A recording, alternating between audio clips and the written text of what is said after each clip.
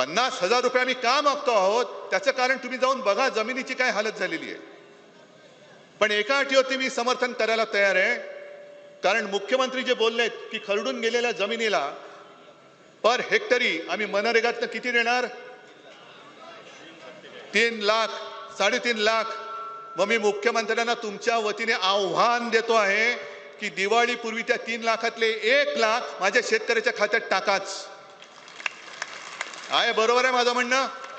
बाकीचं नंतर बघू, बाकीसाठी आपण चाबूक दिलाय तो मी घेऊन फिरेनच. पण जर तुमच्यामध्ये एवढी तुमची नियत, मी मुख्यमंत्री असताना माझी नियत काढत होता, आता मी तुमची नियत काढतो. पण मी राजकारण नाही करत.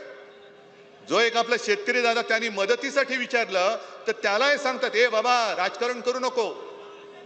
मग तुम्हाला राजकारण करण्यासाठी शेतकऱ्याची मतं पाहिजेत.